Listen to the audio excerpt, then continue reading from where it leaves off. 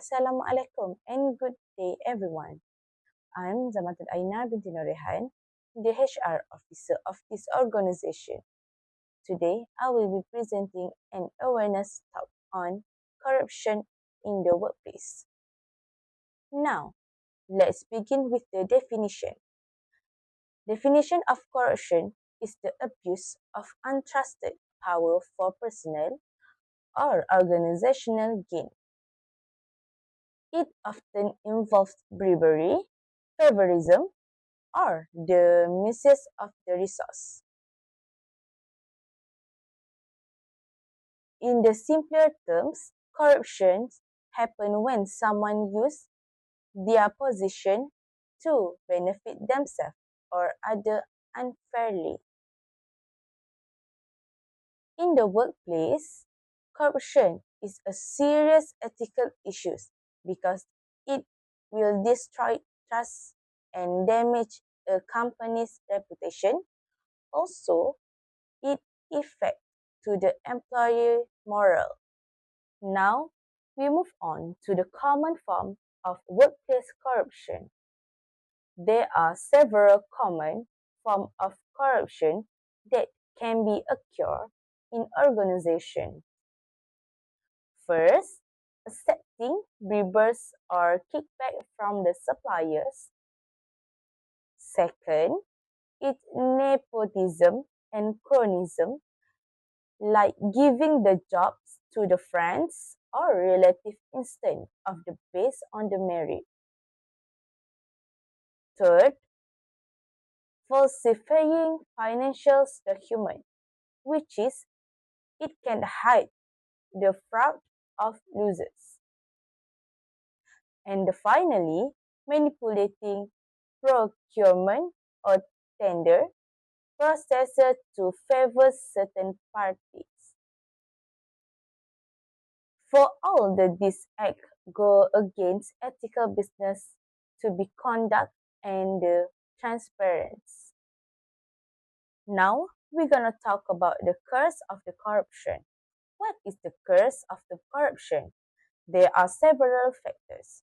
The first one is the weak internal control, where the company have lacks of monitoring system.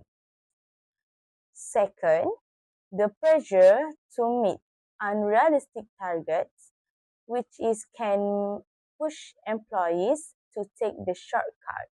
Third, poor enforcement of the company policy, it allowing misconduct to go unnoticed. And lastly, the lack of the ethical awareness among the employees. When this factor combined, it can make the corruption become easier to occur. Next, about the Malaysian law and regulations. In Malaysia, corruption is the criminal offence. The Malaysian Anti-Corruption Commission Act 2009 at 694 outline key sections such as the first one is the section 16, which is the cover of accepting gratification or bribes. Second, section 17A, which is introduce corporate liability. It means the company can be charged if their employees commit in corruption for the company's benefit. The third, section 24, which is the state that offenders can face imprisonment up to 20 years and fines not less than 5 times the value of the bribe. So, in the addition, the Whistleblower Protection Act 2010 protect the employees who reports the corruption. Most organizations also implement a zero-tolerance policy and provide a hotline for the company to report unethically behavior safely.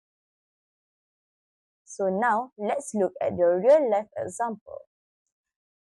In 2018, Former FELDA chairman Isa Saman was charged with receiving Rm 3 million in bribes related to a hotel purchase. This case showed that even high-ranking officials can face the legal action for the corruption. It highlights to the importance of the transparency, accountability, and the ethical leadership in any organization. So now, let me see the impact in the organization and the employees. Corruption has many negative impacts. For the first one is the organization. It can lead to loss of reputation and public trust,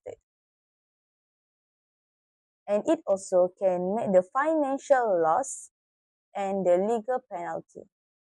Second, for the employees, it causes low morale, job insecurity, and the reduced motivation and productivity. Over time, it creates a toxic workplace culture and reduces stakeholder confidence in a company. Next, preventative measure and reporting procedure. To prevent corruption, the organization should be implement strong internal control and regular ethics training. The leaderships must be set the tone from the top. Its meaning, the leader should must act with the integrity, so the employees will be followed. In terms of the reporting procedure, the employees should be report any suspicious behavior to the HR department or directly to the MACC hotline at 1-800-886000. Confidentiality and whistleblower protection must always be ensured. HR should also take the straight disciplinary to action against those involved. Last but not least, the corruption in the workplace is not just a legal issue. It also an ethical challenge by effect to everyone. To maintain the trust and integrity, both the organization and employee must play their role by promoting honesty, accountability, and the transparency. As the future business leaders, we must commit to practicing ethical behavior and rejecting corruption in all forms. I think that's all from me. Thank you for listening, and I hope this talk can help raise awareness about the importance of ethics in the workplace.